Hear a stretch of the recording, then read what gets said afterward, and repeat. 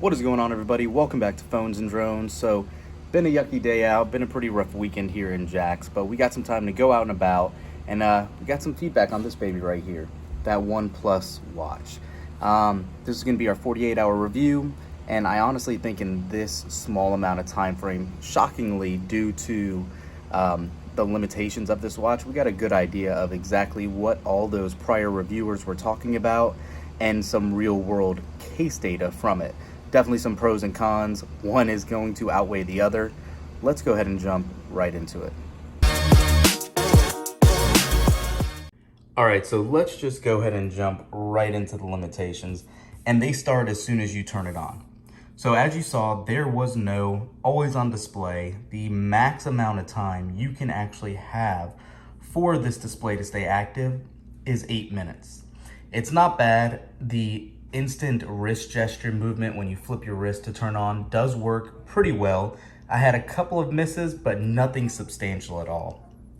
Beyond that, everything you see here, because this is a custom OS, is the extent of every option offered here. So there is no third-party apps, there's no Google Play Store on here. What you see is what you get. So unless OnePlus pushes out another update with new activities like they're supposed to, or new apps, this is it. And it is very minimal. There is a OnePlus TV control app. This is that TV Connect that, unless you have a OnePlus TV, you can't even use. And I'm willing to bet that is a very small portion of those using it. One other massive call out, and I see this as a huge missed opportunity, especially for people in the US and stuff like that, is the lack of a 12-hour clock. So what I mean by that, clearly it is 12:23 now here, but if this was to roll over to 1 p.m., it's gonna go off of a 24-hour clock.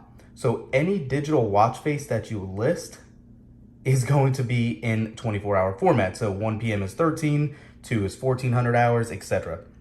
Not bad if you're a military personnel or somebody that really likes that time frame, but for this, definitely seems like a missed opportunity, because I would think OnePlus is really trying to push west and into the United States and all that, and to have that lack of a customized feature is mind-blowing. I don't understand how they neglected to leave that off of this. It seems like such a basic function.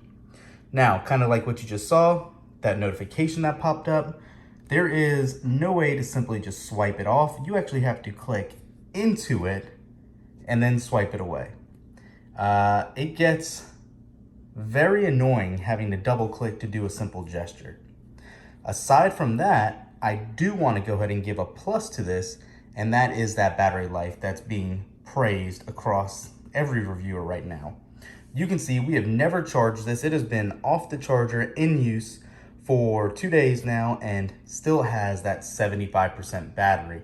That is amazing. Very, very well done on that behalf, OnePlus.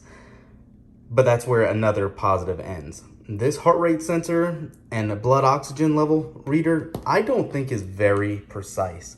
I have some other fitness trackers, and I also have an Apple Watch, a Galaxy Fit, a Galaxy Watch Active, the original, and the actual new Galaxy Watch 3. And this didn't come close to any of those. I'm not sure if it's the operating system that just needs tweaks or if it's the hardware based, but in its current form, unless you want the basic of a basically fitness tracker, it is so hard to recommend this. That display looks phenomenal. The display type being AMOLED gives it bright and vibrant colors. You have some decent watch faces that come, pre-established on here. But again, if you're in the US, and you can see my recent ones that I've been using, you cannot use any sort of watch face with a digital display. It's got to be analog. Missed opportunity, but that's huge for me personally. I don't reflect a lot on military time just because everything we do personally is based off of a 12-hour time frame, and to have to pause for that extra second to figure out what time it is just a little bit of a nuisance to me. So I'm not sure. So those are my quick thoughts after a weekend with the OnePlus watch. I definitely think there's some opportunities here. I think the hardware is phenomenal. I think it's, and this is going to sound crazy to say, but I think this was more of a rush product than it should have been. OnePlus was in talks to have this in development for a long time now, and for the software to have been released as unfinished as it is ridiculous, and I don't understand how that really happened. I think that if they would have waited a little bit and just stuck to their guns, really critiqued and tweaked their homegrown operating system here that they're using on the watch, I think it would have been a huge improvement. It says a lot that I'm going to go back from this watch to a Wear OS watch just because of the limitations that has, especially with battery life. But the handoff and the trade-offs that you're getting from a Wear OS device to this OnePlus watch is just not what I'm willing to do right now. As great as that hardware is, software has to come a long way, and you buy a product today for what it does, not the promise of what it does down the road.